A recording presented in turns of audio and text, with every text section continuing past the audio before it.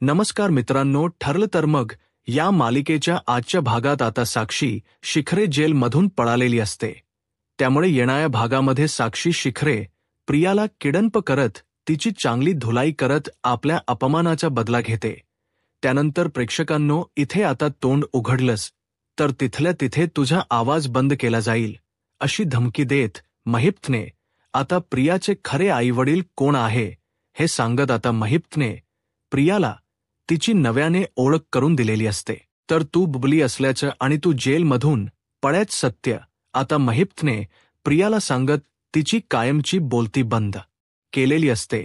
तुझ्यावरती एक गुन्हा सुद्धा दाखल केलेला आहे, चोरीचा, आणि तू जेलमधून पळालेली आहेस हे आता महिपतने पुरावे प्रियाला दाखवल्यानंतर प्रियाची बोलती कायमची बंद केलेली असते.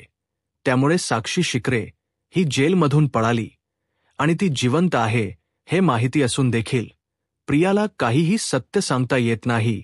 अशा चारी बाजूने प्रियाची कोंडी करत महिप्त शिखरे आणि साक्षी हे दोघेजण हा डाव जिंकलेले असतात.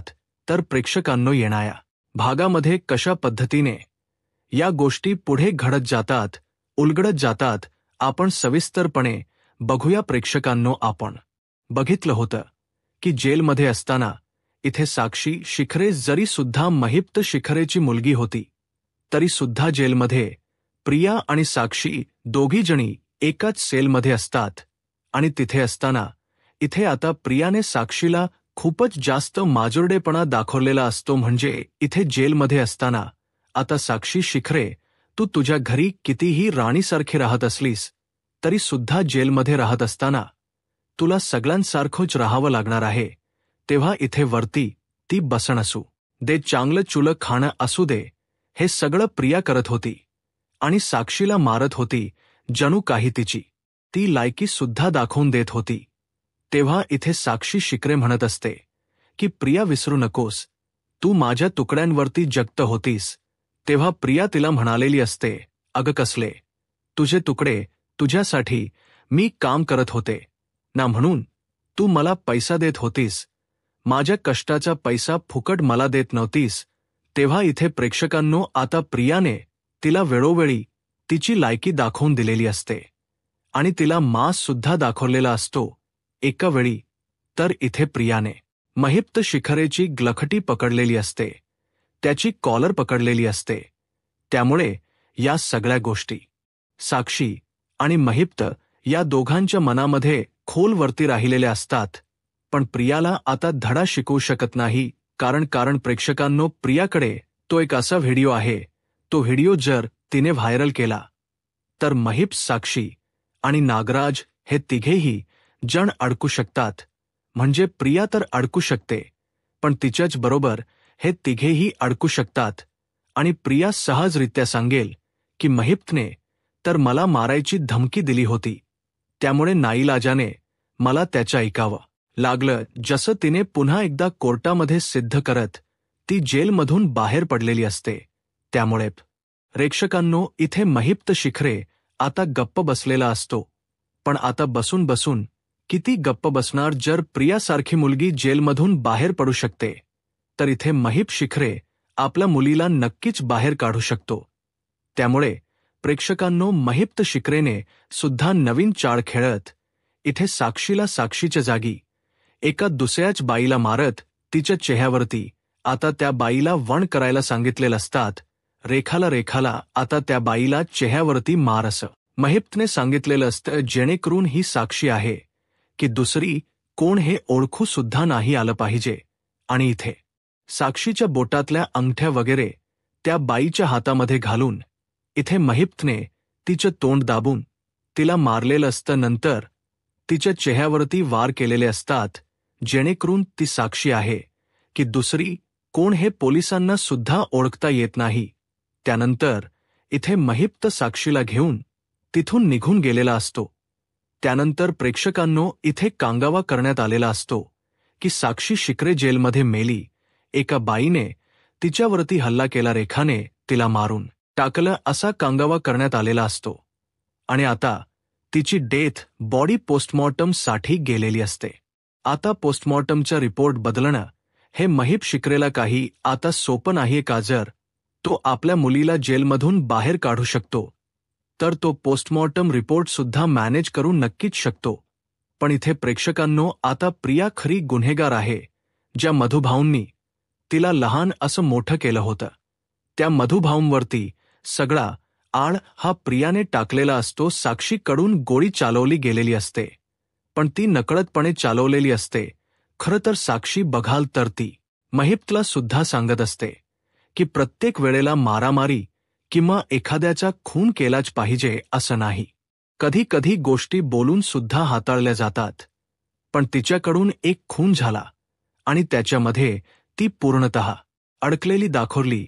पण तिने केलेला गुन्हा लपवण्याचं काम तर मात्र इथे प्रियानेच केलेलं असतं आणि तब्बल 2-2.5 वर्ष ती खोटच बोलत असते. पण जेव्हा ते प्रकरण तिच्या अंगलटी येत असतं तेव्हा मात्र ती खरं बोललेली असते. त्यामुळे प्रेक्षकांनो, इथे आता साक्षी शिखरे बरोबर त्या बाहेर पडलेली असते. साक्षी आता जेलमधून बाहेर पडली ही गोष्ट प्रियाला कळलेलीच असते. प्रियाला बरोबर कळतं की हा सगळा प्लॅन महिपचा आहे, कारण महिपच्या साक्षीवरती किती जीव आहे हे आपण सगळ्यांनी बघितले. जर खरोखर साक्षीला जेलमध्ये त्या बाईने मारलं असतं तर, इथे प्रिया म्हणाली, तसं महिपने जेलमध्ये 4 खून तरी नक्कीच केले असते. तो काय कॅमेरासमोर रडत बसला नसता. नाही तर मी तर म्हणेन की त्याने पूर्णतः आता जेलला आग सुद्धा लावायला कमी केलं नसतं. त्यानंतर प्रेक्षकांनो, आता साक्षी शिखरे आपल्या घरी येते तेव्हा महिप म्हणत असतो, ओ बाई, कोण आहात तुम्ही? कोण हव्य? कोण तुम्हाला इथे माझ्या घरी काय करताय? काय नाव काय तुमचं? असं इथे महिप जेव्हा विचारतो तेव्हा इथे साक्षी म्हणते की माझं नाव आहे समीरा शेखर. म्हणजे इथे साक्षीच तिने समीरा केलेला आहे आणि शिखरेच तिने शेखर केलेला आहे.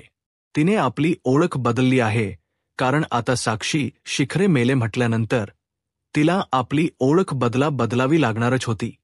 तेव्हा इथे महिपने आता आपल्या मुलीचं नाव वगैरे बदलून तिला पुन्हा घरी आणलेलं असतंच. त्यानंतर प्रेक्षकांनो, आता जर प्रिया जेलमधून बाहेर पडली तर साक्षीला सुद्धा यायचंच होतं. तशी ती आलेली असते. प्रियाला आता कळले की साक्षी जिवंत आहे, हे महिपने केलेलं नाटक आहे. तेव्हा प्रिया म्हणते, माझ्या ख्या आई वडिलांना तुम्ही घरी घेऊन आलात आणि माझी बोलती बंद करण्याचा प्रयत्न केलात, पण आता जगाला तुम्ही फसवाल, पण मला नाही फसवू शकणार नागराज काका का? मला माहिती आहे.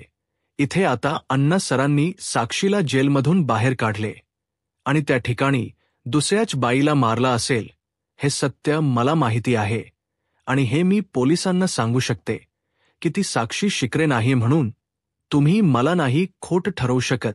त्यामुळे आता यापुढे मला त्रास देण्याच्या आधी 10 वेळा विचार करायचा. मला जर त्रास दिलात तर मी सगळ्यांना सांगेन की साक्षी शिखरे जिवंत आहे, म्हणून मग तुम्हाला जे करायचं आहे ते करा, पण माझ्यापर्यंत आता यायचं नाही.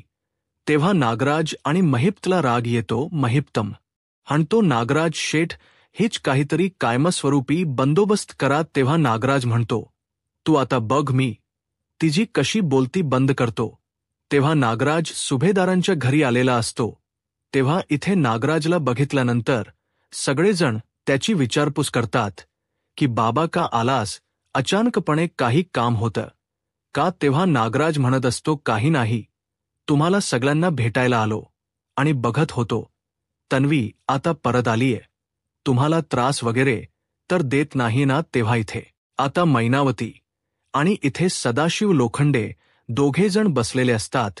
तेव्हा नागराज म्हणतो, हे कोण? तेव्हा रताप काका म्हणतात, नागराज, अरे हे सदाशिव लोखंडे आणि या मैनावती लोखंडे आपल्या सायलीचे आई वडील. तेव्हा नागराज म्हणतो, काय सायलीचे आई वडील सापडले?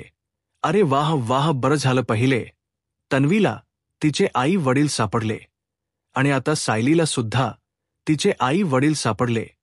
पण तुम्ही लोकांनी एक गोष्ट नोटीस केली आहे का? यांची स्माईल बघा ना, या दोघांची स्माईल आपल्या तन्वीच्या स्माईल बरोबर मॅच होते ना, म्हणजे हसताना आपल्या तन्वी सारखेच दिसतात बघा बरं. तेव्हा प्रिया म्हणते, काका हे काय बोलताय तुम्ही? ते सायलीचे आईवडील आहेत, सायलीचे माझे नाही. तेव्हा इथे नागराज म्हणतो, "अग हो, पण स्माईल बघ ना, जरा हसून दाखव." आणि तुम्ही बघा, तुमची स्माईल आणि प्रियाची स्माईल दोघींची सुद्धा मॅच होते. तेव्हा इथे सायली, अर्जुन आता प्रियाकडे बघतात आणि सायली तिच्या आई वडिलांकडे बघते. त्यानंतर इथे प्रिया म्हणते, "काका चला, तुम्हाला उशीर होतोय ना, तुमची वाट बघत असेल सुमन काकू." तेव्हा इथे नागराज आता बाहेर येतो. प्रिया म्हणते, "काय हो, काय चालले? तुमच्या आमची स्माईल काय मॅच करत होता, मुद्दामून करताय का हे सगळं?" तेव्हा नागराज म्हणतो की आता तुला जे काही दाखवलं ना, तो फक्त एक ट्रेलर होता. पिक्चर अजून बाकी आहे.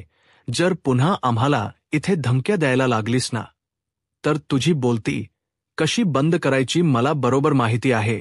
त्या व्हिडिओची धमकी तू नंतर दे, आधी तुझे खरे आईवडील तुझ्या घरात येऊन राहतायत ना, त्यांना नीट सांभाळ, नाही तर मला. आता मी फक्त तुमची स्माईल मॅच केली, उद्या तुमचा DNA मॅच करायला मला वेळ लागणार नाही. त्याच्यामुळे आम्हाला धमकी देताना 10 वेळा विचार करायचा. जर कुठे सत्य सांगितलंस की तुझी वाट लागलीच म्हणून समजस. आता नागराज म्हणतो. त्यानंतर प्रियाची आता बोलती कायमची बंद झालेली असते. प्रेक्षकांनो, साक्षी घरी आलेली असते. पण आता जेलमध्ये प्रियाने तिच्याबरोबर जो काही उद्धटपणा केलेला असतो तो काही इथे प्रिया आता विसरली असेल, पण साक्षी विसरलेली नसते. साक्षीच्या बरोबर सगळं लक्षात राहिलेलं असतं. इथे प्रियाने तिची लायकी काढलेली असते, तिचा माज काढलेला असतो. तिला म्हणालेली असते की तुला राणीसारखी राहायची सवय असेल, पण हे तुझं घर नाहीये. तुझ्या मनाप्रमाणे सगळ्या गोष्टी व्हायला इथे तू आणि मी, आपण दोघीही गुन्हेगारच आहोत.